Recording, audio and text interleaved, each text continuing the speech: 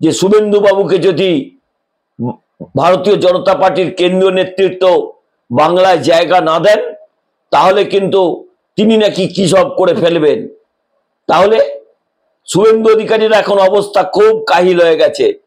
আজকে অভিষেক বন্দ্যোপাধ্যায় গতকাল যে বক্তব্য রেখেছেন তাতে যে একেবারে জ্বলে পুড়ে খাক হয়ে যাচ্ছেন শুভেন্দু অধিকারী, তা কিন্তু আজকে তার সাংবাদিক সম্মেলন থেকেই পরিষ্কার।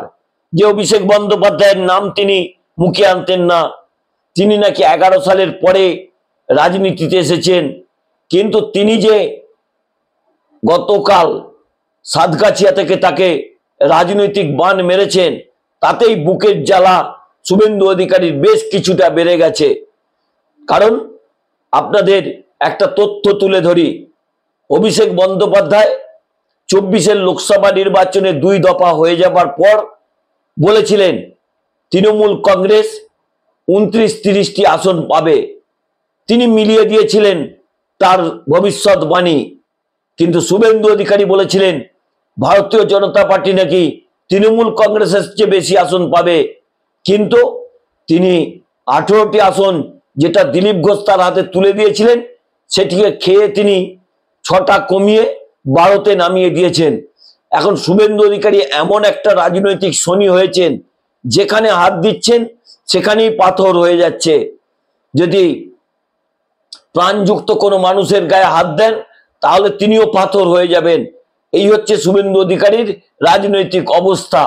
যে কার্তিক বাবুকে তিনি ধরেছিলেন সেই কার্তিক বাবুর কুকীর্তি আজকে সমাজ মাধ্যমে যেভাবে ছড়িয়ে পড়েছে তাতে মুখ লুকোনোর লজ্জা নেই।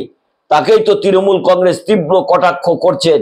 তবে গতকাল অভিষেক বন্দ্যোপাধ্যায়ের যে ভবিষ্যৎবাণী, তারপরেই কিন্তু যেভাবে শুভেন্দু অধিকারী অভিতঙ্কে ভুগছেন তাতে আগামী দিনে আরো অভিষেক আরো অভিষেক আরো অভিষেক নাম তিনি জপ করবেন।